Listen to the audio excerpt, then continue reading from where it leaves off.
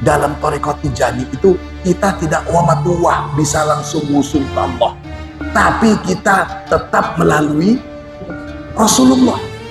Kita tetap tidak mau su'ul adab nyampe ke Allah tanpa Rasulullah. Kita bisa ma'rifat, kita bisa sampai kepada hakikat melalui Rasulullah. Sikap takdim kita, sikap memuliakan kita kepada seorang wali bukan tujuan apa-apa, tapi karena ingin mendapatkan karomah si wali, meyakini dia adalah waliullah, kita ikuti itu saja. Maka di sini dikatakan niscaya Allah akan menjadikan orang itu sebagai orang pilihan, bahkan sampai menjadikan dia sebagai seorang wali. Man wana li waliyan li ajli annahu waliyun istofaituhu wattakhadtuhu waliyan. Allahumma sholli ala Muhammad.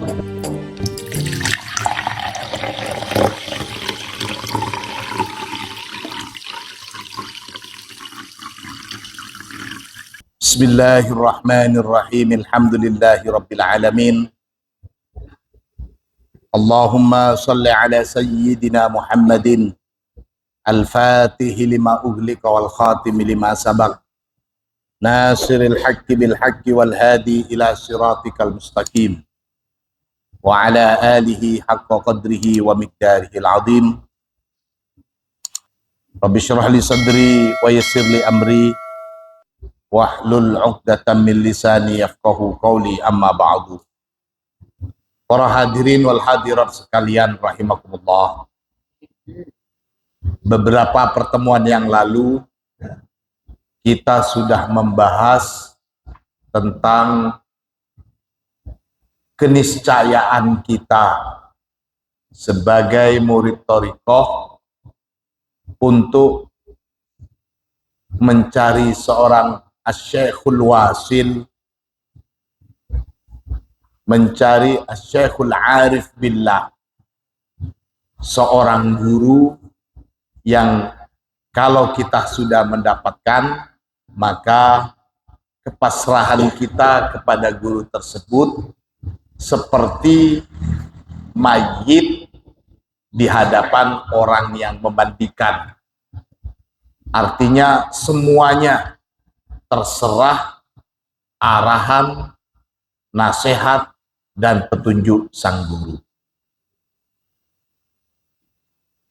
Nah, pada kesempatan kali ini kita mencoba membahas dari kitab yang sama juga di Jawahirul Ma'ani tentang hal-hal atau apa saja yang menyebabkan terputusnya hubungan atau silah bainal murid wa syaikhihi. Penyebab yang bisa memutuskan hubungan antara seorang murid dengan gurunya. Dalam penjelasan kitab ini, musannif memulai catatannya, wa amma ma yaqta'uhu an ustadihi fa umurun. Maka adapun hal-hal yang bisa memutus hubungan antara seorang murid dengan ustadznya, maksudnya gurunya, fa umurun, maka ada beberapa perkara, ada beberapa hal. Faqad qala sayyiduna radhiyallahu an, guru kita Syekh Ahmad telah dawuh untuk masalah ini, al-umurul lati takunu sababan litardil muridi an syekh. Adapun perkara-perkara yang menjadi sebab tertolaknya seorang murid dari gurunya, minha, termasuk dari perkara-perkara ini, al-aghradu, yakni karena tujuan atau maksud. Maksudnya di sini ketika sudah keliru tujuan, keliru maksud, keliru kekaret gitu loh.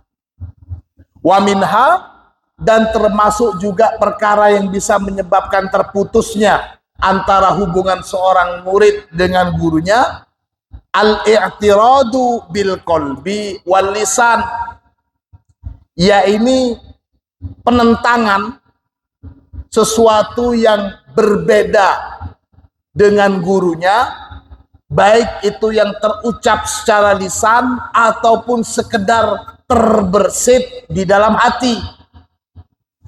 Naudzubillah, summa naudzubillah.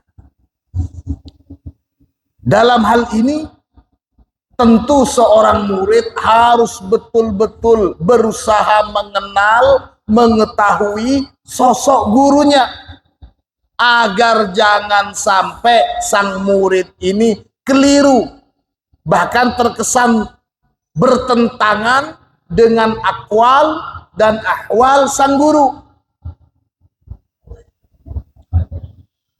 Wa minha, dan termasuk juga perkara-perkara yang menyebabkan terputusnya hubungan antara seorang murid dengan gurunya.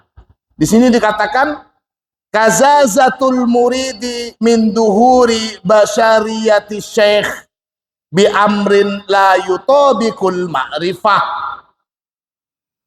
Kazazah itu kalau kita maknain tadyik, artinya menyepelekan atau bahkan menganggap gurunya itu alah. Jadi meremehkan, bahkan cenderung apa namanya? Seharusnya murid itu menguahkan, wah itu guru saya. Nah ini justru menganggap remeh. Bi amrin la yutabiqul ma'rifah, dengan sesuatu yang tidak berkesesuaian dengan ma'rifat. Wa minha, dan tentu termasuk juga perkara yang menyebabkan terputusnya hubungan antara seorang guru dengan muridnya, sukutu hurmatihi minal qalbi, hilangnya rasa hormat dari seorang murid pada gurunya, meskipun itu di dalam hati terbersit, apalagi sampai terang-terangan. Na'udzubillah, summa na'udzubillah min dzalik. Fa'amal aghradu. Nah, sekarang kita akan bahas tentang tujuan atau maksud dari kita berguru. Fa'amal aghradu, maka adapun tujuan-tujuan, sawaun kanat dunyawiyatan au ukhrawiyatan, sama saja meskipun itu tujuan dalam hal duniawi ataupun akhirat. Wadzalika, dan yang demikian itu, anna syaikha la yushabu wa la yu'rafu illa lillah, bahwasanya seorang syekh itu la yushabu, tidak boleh kita merasa menjadi temannya guru, wa la yu'rafu, dan juga tidak boleh kita mengenal syekh illa lillahi azza wa jalla, kecuali memang berlandaskan karena Allah Subhanahu wa ta'ala, bukan karena tujuan lain. Loh, kalau muridnya syekh ini kok sepertinya bisnisnya lancar semua ya, kalau jadi muridnya ini kok sepertinya rizkinya mudah, lantas kita mencoba mendekati itu. Nah ini sudah beda tujuan. Wahia fi amroini, yakni as-suhbah,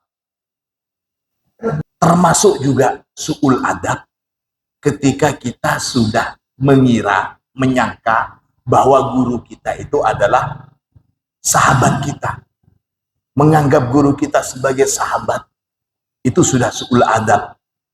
Beda kalau seorang guru menganggap muridnya sahabat, itu adalah suri tauladan dari Rasulullah. Tapi untuk murid, jangan pernah kita su'ul adab menganggap guru kita sebagai sahabat atau teman. Kalau Rasulullah, semua para sahabat itu tidak lain adalah murid-murid Rasulullah. Namun Rasulullah menyebut mereka itu semuanya adalah sahabat. Tapi tidak ada riwayat yang mengatakan sahabat itu menyebut Rasulullah sebagai sahabatnya. Etika. Para sahabat tidak pernah menganggap Rasulullah sebagai sahabat-sahabat mereka. Tapi Rasulullah menganggap murid-murid beliau, yakni para sahabat, sebagai sahabat beliau. Kaitannya dengan masalah suhbah ini, ada riwayat. Sini dikatakan, qalat Nasara Najran lin Nabi sallallahu alaihi wasallam. Suatu ketika utusan dari kaum Nasrani Najran itu datang kepada Rasulullah, kemudian bilang ke Rasulullah, innaka tu'ayyibu sahibana. Hei Muhammad, kamu tuh sudah melecehkan, kamu sudah mencela sahabat kami, katanya mereka. Faqala Nabi sallallahu alaihi wasallam. Lantas Rasulullah tanya balik. Ketika mereka bilang, hai Muhammad, kamu sudah melecehkan sahabat kami. Lantas Rasulullah tanya, waman sahibukum? Siapa sahabat kalian? Qalu Isa ibnu Maryam. Lantas mereka menjawab, sahabat kami ya Isa ibnu Maryam. Nah, mendengar seperti itu, lantas Rasulullah tanya lagi, wa ayyu syai'in aqul? Saya sudah bilang bagaimana? Saya sudah bilang apa? Kok kalian menganggap saya sudah melecehkan Isa ibnu Maryam? Qalu taqulu innahu Abdullah. Kamu sudah bilang kalau Isa itu sebagai Abdullah. Kalau memang dia hamba Allah, siapa bapaknya dia? Nah, ketika Nabi Muhammad ditanya, kalau memang Isa itu adalah hamba Allah, apakah kamu pernah lihat ada orang yang lahir tanpa ayah? Kemudian siapa bapaknya Isa? Saat itulah Jibril kemudian datang, lantas inna masalah Isa indallah kamasali Adam.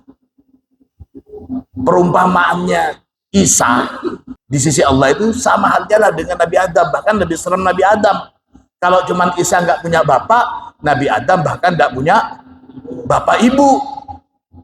Kalau umpamanya karena nggak punya bapak saja disebut sebagai Tuhan, kalau yang nggak punya bapak ibu menjadi Tuhan kuadrat. Logikanya seperti itu. Nah, dalam riwayat lain, misalnya begini, yang datang ke Rasulullah itu ada akib, ada uskup. Akibnya itu namanya Abdul Masih. Kalau ada Abdullah, ada namanya Abdul Masih. Hambanya Al-Masih. Kamu sudah ngenyek Isa, masa Isa kamu sebut sebagai hamba Allah? Dalam riwayat lain Rasulullah bersabda lagi, laisa bi'arin ayyakuna Isa abdan. Bukanlah sesuatu yang aib kalau Isa itu menjadi seorang hamba, maksudnya hamba Allah.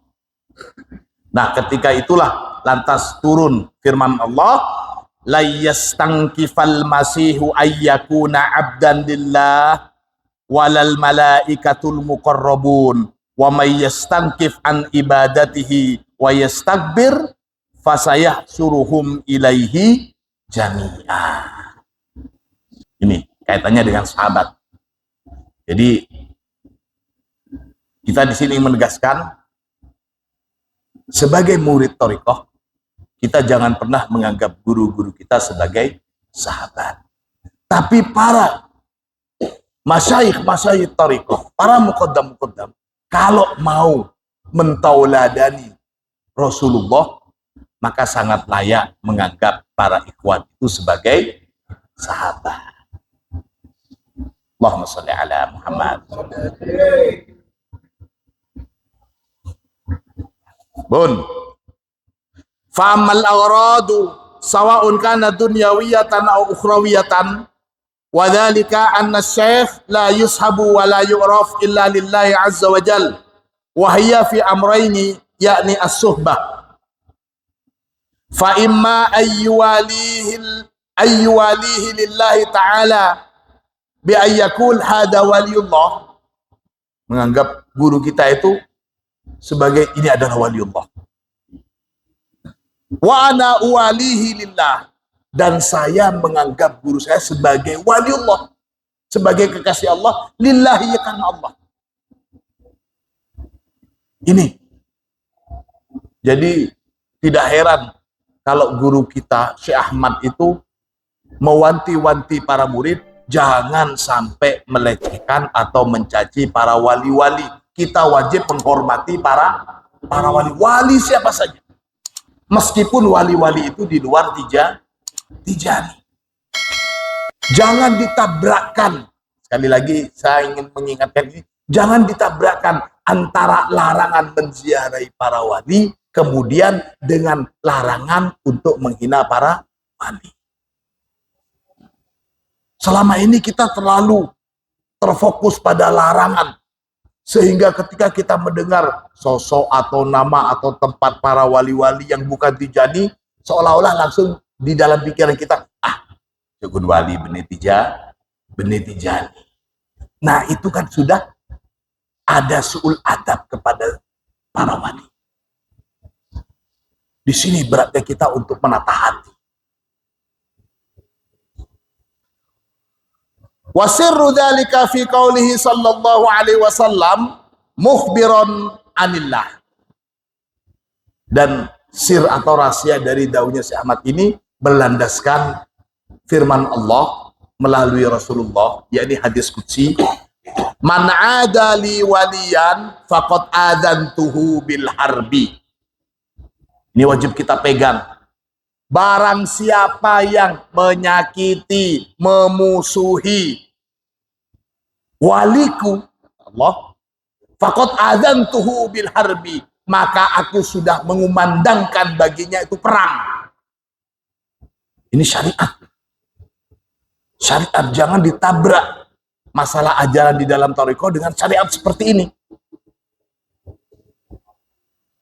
Di sini tegas. Man adali waliyan tijaniyan kana au ghairu tijaniyin, semuanya itu adalah waliullah. Allah tidak menyempitkan kalimat wali di sini, wali-wali dalam Tijani, tidak, tapi wali secara umum. Jangan sampai kita menghina, nyakitin, apalagi terang-terangan mencemooh para wali. Bukan cuma dilaknat oleh Allah, ini sudah lebih tinggi dari dilaknat. La'anallah itu, ini Allah malah mengumandangkan perang bagi mereka yang mengerdilkan atau menghina para wali. Allahumma sholli ala Muhammad. Wa fi tayyihi, dan semakna juga dengan hadis qudsi ini, man wala li waliyan, barang siapa wala, maknanya wala di sini bisa menjadikan wali atau mengikuti dengan sungguh-sungguh mengikuti. Man wala li waliyan, barang siapa yang mengikuti waliku, li ajli annahu wali, karena dia itu wali saya, istofaituhu wattakhadtuhu waliyan, maka aku akan memilih orang itu dan menjadikan orang itu juga sebagai waliku. Allahumma sholli ala Muhammad. Sikap takdim kita, sikap memuliakan kita kepada seorang wali bukan tujuan apa-apa, tapi karena ingin mendapatkan karomah si wali, meyakini dia adalah waliullah, kita ikuti itu saja. Maka di sini dikatakan niscaya Allah akan menjadikan orang itu sebagai orang pilihan, bahkan sampai menjadikan dia sebagai seorang wali. Betapa banyak kisah-kisah yang kita dengar langsung dari kiai-kiai kita, kisah-kisah muktabar, bagaimana sosok yang kapasitas keilmuannya mungkin pas-pasan, tapi diangkat derajatnya oleh Allah menjadi seorang wali. Gini bobotan. Banyak itu kisah. Banyak kisah. Termasuk kisah Sunan Kalijogo, ya model begitu juga. Banyak lagi kiai-kiai yang diangkat derajatnya menjadi waliullah, bukan karena kepandaiannya, tapi betul-betul karena ya sudah menyetong, betul-betul menganggap kepada Asy-Syekhul Wasil Al-Wali ini ngikutin. Ini, maka di sana dikatakan sirrunya di sini. Ini dasarnya. Man walali waliyan li ajli annahu waliyun istofaituhu wattakhadtuhu waliyan. Allahumma shalli ala Muhammad.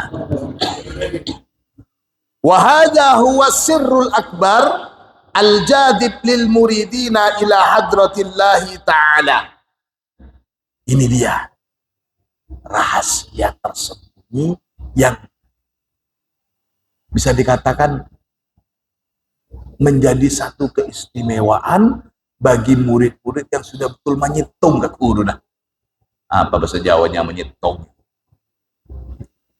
Menyatu itu bahasa Indonesia. Salah satu ciri seorang Asy-Syekhul Wasil, seorang guru yang mengantarkan kita kepada Allah itu adalah dia yang dalam setiap ucapan, dalam setiap perbuatannya mengantarkan kita bisa semakin dekat dengan Allah. Bisa semakin dekat dengan Allah. Dan tentu untuk jalan menuju Allah ini akan banyak sekali rintangan, akan banyak sekali ujian-ujian, baik ujian keseriusan si murid untuk menganggap gurunya sebagai Asy-Syekhul Wasil, atau mungkin ujian dari guru untuk melihat apa sebenarnya tujuan si murid ini. Untuk bisa diuji seperti ini, itu masing-masing dari kita pasti akan mendapatkan ujiannya masing-masing. Tidak mungkin sama antara ujian satu murid dengan murid lainnya. Pasti akan ada ujian. Dan yang bisa membaca itu ujian atas keteguhan kita dalam suluk kepada Allah, ya kita sendiri. Ya kita sendiri. Tentu macam-macam. Kemarin kita sudah membahas kisah-kisah yang bahkan yang diuji itu aneh-aneh. Yang diuji aneh-aneh. Nampak syekhnya itu secara syariat melanggar syariat. Ada. Bahkan sampai ujian yang paling serem, disuruh untuk memenggal kepala ayahnya. Itu kan sudah serem sekali. Kita bisa ketawa-ketawa. Kenapa? Karena mungkin kita saja masih belum mendapatkan ujian seperti ini. Kalau masih belum mendapatkan ujian, maka tentunya kita juga masih sangat jauh jalan untuk menjadi murid-murid pilih. Tidak ada yang akan langsung lurus-lurusan saja, nggak ada. Cobaannya itu pasti. Cobaannya macam-macam. Allahumma sholli ala Muhammad. Fa idza arafta hadza fa'rif anna ar-rabb subhanahu wa ta'ala yu'bad la li ghardin. Kalau sudah tahu hal yang demikian, kita mau mencari guru saja bukan karena sesuatu apa-apa, tapi karena lillahi ta'ala, maka intinya termasuk dan apalagi Allah. Apalagi Allah di sini. Di sini dikatakan yu'bad la li ghardin. Allah itu disembah, kita menyembah Allah la li ghardin, bukan untuk tujuan apa-apa. Apalagi sekedar tujuan duniawi, apalagi sekedar tujuan, bahkan tujuan bisa masuk surga, itu sudah karena surga. Bal li kaunihi ilahan yastahiqul uluhiyah wal ubudiyah. Tapi karena memang Allah itu ya Tuhan, zat yang memang berhak untuk disembah. Maka pada kesempatan kali ini, sebagaimana beberapa pertemuan yang lalu saya mengatakan, disinilah salah satu makna dari pemahaman kita istilah di dalam Thariqah Tijani. Thariqah Tijani adalah Thariqatus syukri, bukan Thariqatus syarti. Sekali lagi, Thariqah Tijani itu adalah Thariqatus syukri, bukan Thariqatus syarti. Kita beribadah, kita berzikir bukan karena ingin mendapatkan sesuatu, tapi kita memang sudah mendapatkan.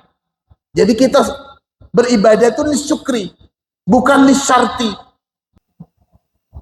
Di dalam Thariqah Tijani, sholawat fatihnya sudah jelas. Saya sudah jelaskan kemarin. Di dalam sholawat fatih, itu semuanya adalah pujian kepada Rasulullah. Tidak ada kalimat di dalam sholawat fatih itu yang embel-embelnya minta sesuatu. Gini apa boten? Selain sholawat fatih, apa lagi sholawat kita? Jawharatul Kamal. Di dalam Jawharatul Kamal sama ternyata. Allahumma sholli wa sallim ala aini rahmatir rabbaniyah. Terus cuman satu yang penisbatannya. Di akhirnya gimana? Sholatan tu'arrifuna biha iya. Permintaan kita ini satu di sini. Sholatan tu'arrifuna biha iya. Dengan sholawat yang engkau memberikan kami makrifat, lebih mengetahui Rasulullah dengan sholawat ini. Artinya apa di sini? Ini bedanya. Dalam Thariqah Tijani itu kita tidak wamatuwah bisa langsung wusul ke Allah, tapi kita tetap melalui Rasulullah. Kita tetap tidak mau su'ul adab, nyampe ke Allah tanpa Rasulullah. Kita bisa makrifat, kita bisa sampai kepada hakikat melalui Rasulullah. Maka kalau ada ulama-ulama sufi yang bermimpi melihat Allah, bertemu dengan Allah, di dalam Thariqah Tijani kita tidak membanggakan itu. Kita lebih membanggakan bermimpi bertemu dengan Rasulullah. Karena tidak ada satupun makhluk Allah yang lebih mengenal Allah melebihi Rasulullah. Melebihi Rasulullah. Salah satu tokoh sufi, Ibnu Rumi, itu beliau sudah usulnya model langsung ke Allah. Menoleh ke kanan tersenyum, menoleh ke kiri tersenyum, lihat ke atas tersenyum, lihat ke bawah tersenyum. Saat ada yang ditanya, kenapa panjenengan kok selalu tersenyum? Jawabannya, karena saya menoleh ke kanan, yang saya lihat Allah. Ke kiri yang saya lihat Allah. Semuanya Allah, Allah, Allah. Nah, di dalam Tijani tidak begitu. Kalau andai kata ada yang sudah usul seperti itu, kalimatnya bukan melihat Allah, tapi melihat Rasulullah. Menoleh ke kanan yang terlihat Rasulullah, ke kiri yang terlihat Rasulullah, ke atas yang terlihat Rasulullah. Ini salah satu pemanaan tu'arrifuna biha iya. Allahumma sholli ala Muhammad. Syekh Ahmad ingin mengajarkan kita sebagai murid-muridnya bahwa kita ini berada di suluk, di jalan menuju Allah melalui Rasulullah dengan bimbingan Syekh Ahmad. Ini yang maksud. Bal likaunihi ilahan yastahiqul uluhiyah wal ubudiyah min datihi lima huwa alaihi min mahamidis sifatil aliyah wal asma'il bahiyah wa hadhihi hiyal ibadatul ulia. Dan model seperti inilah dalam istilah Syekh Ahmad, kalau kita menyebutnya ibadatul syukri, ibadatul ulia seperti ini. Ibadah yang sudah tidak ngarep apa-apa lagi. Bukan ngarep tero lunasnya hutang, bukan ngarep tero sogia, bukan ngarep tero sorga, bukan karena takut neraka, tapi murni karena Allah Subhanahu wa ta'ala. Tadi kekarapan. Nah, ini aghrad. Wa kadzalika syekh, dan demikian jugalah seorang syekh yushabu la liwardin. seorang syekh itu harus kita deketin, harus kita ikutin, lali gordin, bukan karena tujuan atau maksud apa-apa. Bal litajlubahu mualatuhu ila wilayatillahi ta'ala. Tapi tidak lain karena untuk membawa si murid, kewaliannya si syekh itu membawa si murid untuk bisa juga menjadi kekasih Allah. Wa yata'arraf minhul adab al-mardiyah, dan mengenalkan kepada sang murid al-adab al-mardiyah, pada etika yang diridhoi, wa ma yasinul abda min hadratillah, dan juga hal-hal yang bisa mengantarkan si hamba menuju ke Allah. Wa kullu ma kana min mutaba'atil hawa walau kana mahmudan fahuwa syainun 'alal abdi fi hadratillah. Wa kullu ma kana, dan setiap apa-apa yang kana min mutaba'atil hawa, setiap apa-apa yang landasannya itu karena hawa nafsu, walau kana mahmudan, meskipun itu baik, meskipun itu terpuji, fahuwa syainun 'alal abdi fi hadratillah, maka itu tidak lain merupakan satu aim dalam hubungan kita kepada Allah, karena sudah jelas itu bukan karena Allah. Maka tidak heran di dalam riwayat-riwayat kisah-kisah sufi itu banyak kita dengar terlalu hina bagi mereka kalau beribadah itu karena mengharap surga atau karena takut neraka. Walidha umiratis suyuh biqamhil muridin wa zajrihim an mutaba'atil hawa fi aqalli qalilin. Itulah sebabnya para masyayikh itu biasanya selalu mencegah atau melarang para murid-muridnya, kemudian mengingatin murid-muridnya untuk tidak mengikuti hawa nafsunya. Sedikit mungkin jangan, meskipun sedikit. Li'annal murid fi waqti mutaba'atil hawa kafirun billahi. Allah. Ini jelasannya dari Syekh. Karena seorang murid itu ketika dia sudah beribadah, ketika dia sudah menjalankan amaliyah ubudiyahnya itu, kemudian fi waqti mutaba'atil hawa, dia mengikuti hawa nafsunya, kafirun billah. Dia itu termasuk sudah kufur pada nikmat Allah. Jadi sudah sangat hina sekali. Kalau ibadah kita, kalau amaliyah kita, utamanya sebagai murid thariqah, sudah melandasin semuanya itu karena ingin kemudahan rezeki, atau karena iming-iming pasti masuk surga, dan sebagainya, dan sebagainya. Na'udzubillah, summa na'udzubillah. Ini Syekh Ahmad Daud begini, kafirun billahi sorihan la talwihan. Itu sudah jelas kufur kepada Allah, sorihan dengan jelas, la talwihan, bukan remang-remang, bukan cuma isyarat. Hanya serem sekali. Na'udzubillah, summa na'udzubillah.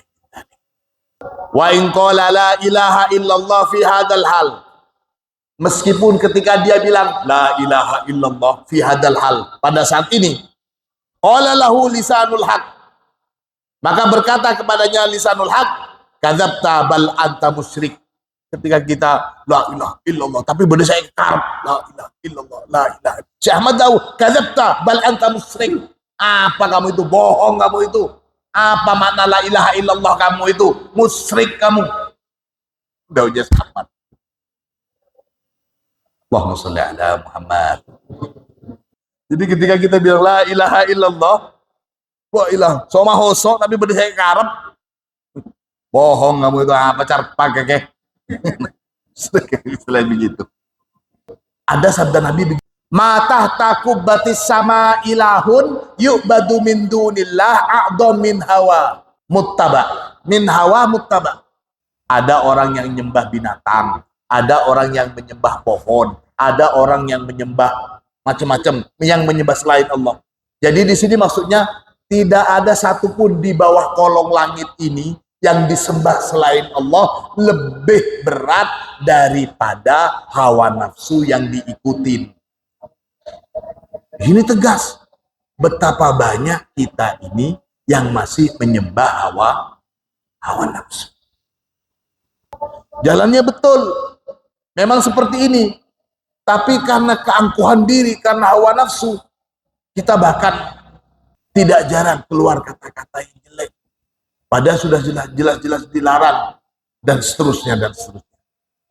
Ini yang dimaksud, matah takubatis sama ilahun yu'badu min dunillah a'domu min hawa muttaba. Nah, kalau sudah tahu realitanya seperti ini, maka seharusnya seorang murid itu sama sekali tidak ada pikiran macam-macam ketika tujuannya itu di sini layak dob ala syekh. Jangan pernah seorang murid itu marah atau tidak senang kepada seorang guru, wala yataghayyan, dan jangan sampai berubah dari niatnya itu idza lam yuwafiq hawahu fi ghardihi, ketika hawa nafsunya itu berbeda dengan tujuannya atau yang didapetin. Karena kita harus meyakini gak ada tujuan kekarapan seperti itu di dalam thariqah, dalam niatan kita berthariqah. Jangankan berthariqah, dalam ibadah sehari-hari, dalam melakukan syariat saja, penyembahan diri kita kepada Allah tidak boleh diunsuri macam-macam. Fa inna syaikha a'rafu bil masalih wa adra biwujuhil madar wa tilmid jahilun bidzalika fa idza talaba minhu gharadan min ayyi fannin kana wa lam yusaidhu syekh alaih falyalam anna syekh mana'ahu minhu li ajli maslahatihi wa daf'i mafsadatihi. Di sini dikatakan, Syekh Ahmad bilang guru itu lebih tahu dari apa-apa yang lebih baik untuk sang murid. Jadi apa yang sudah ditujukin guru, meskipun rasanya pahit, kita wajib yakin itulah yang terbaik untuk kita. Faida awadan nafsu taghayyur ala syaifi misli hada turida an hadratillahi ta'ala wa qata'an syekh. Tapi kalau sudah dicoba begini oleh saya, diberikan begini, kemudian ada kedengkian, ada kejengkelan, apalagi sampai tepak guru jadi emak. Nah, itu maka seketika itu juga wasilah antara seorang murid dengan gurunya terputus. Bukan hanya rusaknya hubungan dia dengan sang syekh, tapi juga rusaknya hubungan dia dengan Allah. Karena syekhnya itu adalah waliullah. Dia membenci kekasih Allah, itu artinya dia sudah su'ul adab juga, bukan cuma kepada syekhnya, tapi juga su'ul adab kepada Allah. Na'udzubillah, subhanallah. Mudah-mudahan kita semuanya bisa diselamatkan dari segala hal yang bisa menjauhkan kita dengan guru kita, apalagi sebab-sebab yang memutus hubungan kemuridan kita dengan Syekh Ahmad. Amin Allahumma amin. Al-Fatihah.